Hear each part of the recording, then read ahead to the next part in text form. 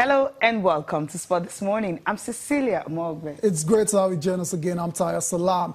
This is what the show looks like today. We're starting off with that big news that came out last night. And the story first came out a couple of months ago that Nigeria is going to play against England in a glamour friendly. We had confirmation of that last night. It's going to be Nigeria taking on the Lions, the Three Lions of England, in a pre-World Cup friendly on June the 2nd.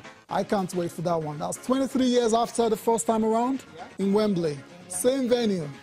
Wow. You see how that would pan out. It's all about preparations for the World Cup in Russia starting in June. Also on the program, still talking friendly. This time around is the Super Eagles B, the Chan Eagles. Last night, they were held to a goalless draw against Indomitable Lions of Cameroon. So the game between the Eagles and the Lions ended goalless. Interesting. We're playing the Three Lions of England on June the 2nd. The Chan Eagles are facing the Indomitable Lions of Cameroon. There's something about the Lions that is very interesting to Nigeria at the moment. Also on the show, Cecilia. Yeah, we'll talk about the NBA. And of course, the global game is coming very close to us. It's in England tonight. The Boston Celtics and Seven Sixers will be in action tonight. And we'll be expecting a whole lot of crowd there because some of the players that we'll be talking later on the show said it was a dream that, hey, they're going to walk through the streets of England and they'll be chanting their names. Interesting. I mean, it's all about the continuous development of the NBA market across the globe.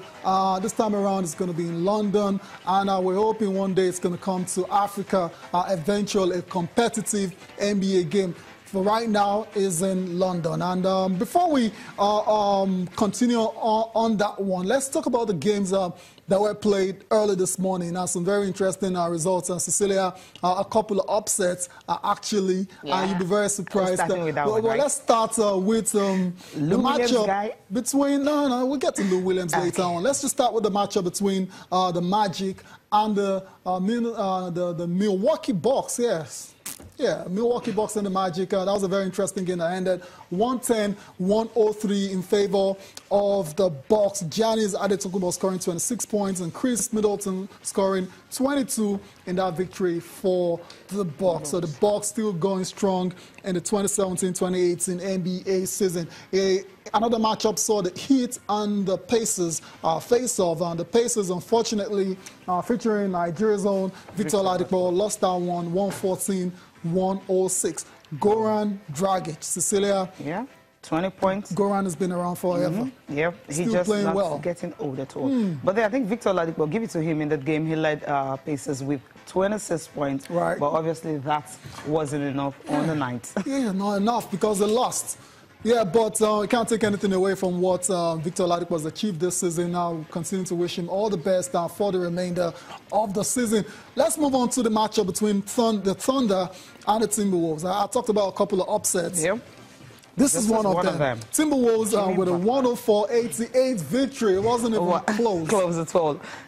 Proper beats down of OKC in that game. Jimmy Butler scoring 26 points, grabbed 7 rebounds, and had 8 assists for Minnesota in that victory. Andrew Wiggins also added 19 points. But then Russell Westbrook in this game recorded 38.10 rebounds for the Thunder. Right. But then this is the third game they're losing in a row for the Thunder. This is not good at all. 5 of the past 7 games. Carmelo Anthony, 15 points, and 5 of 19 shooting. Paul George had 19, but then at the end of the day, it just wasn't enough. Nope. What really happened in this game is something I really can't tell because you have all the big stars playing, then they're losing like this. Not a good one, but then Timber was given to them. They won their 3rd consecutive game, their 3rd consecutive time, and 10 in the past 13 games. So it simply means they are trying to have a huge rebound right now. Exactly. So they have a bit of momentum on this side, and that's why they've been able to beat the Thunder. Let's move on quickly, Cecilia, to the one between the Knicks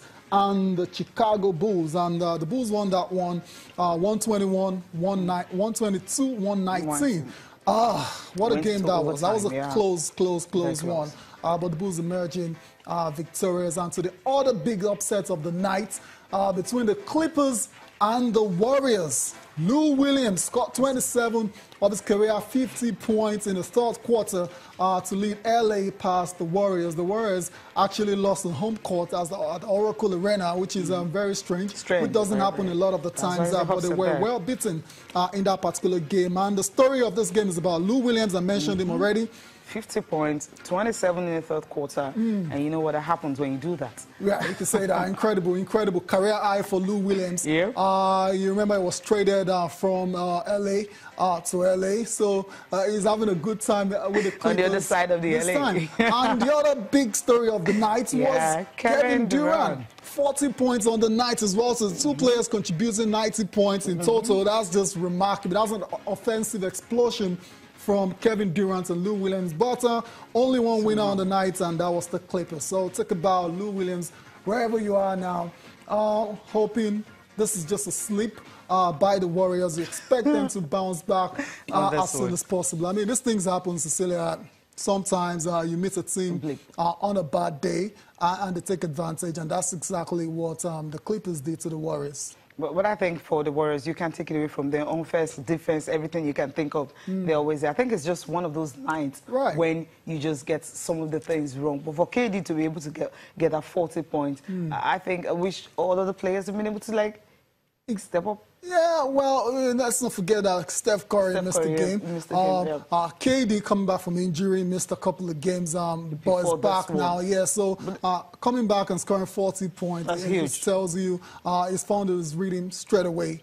So you have to give him credit for that. But in terms of the overall performance, I think the Warriors were not too good on the day, and they got beat. Well, because we've seen situations whereby Steph Curry won't play, Klay Thompson won't play, and yet Draymond Green and KD would do the business. But this time around, Klay Thompson was rested. Steph Curry, you know, absent because of ankle injury and all that. So I think maybe these two guys had played, because when you have those two guys out that can give you as much as maybe 30 points and 50 points on a good night, then okay, just that's a lot to take out of a team. Steph Curry, the starting point guard, and the shooting point guard. He hasn't played in some. Yeah, okay. When you have two of them out, at the same that's time, where the problem is. Yeah. That's massive. Maybe that's the reason. That's it. So that's it for Clippers. Enjoy white last. White last, right? Those guys will bounce back eventually. Let's talk about the matches. Okay, the match that will be played tonight in the NBA, but this time not in the USA. It will be played in London between the Boston Celtics, the surprise, you'd say, team of the season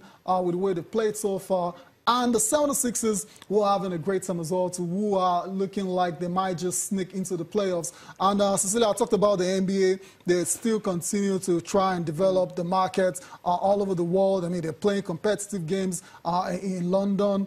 You have them bringing exhibition games to Africa as well, to hopefully to come to Nigeria one of these days. But let's talk about this one, Celtics against the 76ers. The Celtics, #1 in the East. I mean, they're awesome this year. They've been incredible. Taking on the 76ers, who have been okay as well, too. And this one looks like a very explosive one in the making. And it looks like the London fans are in for a thrill.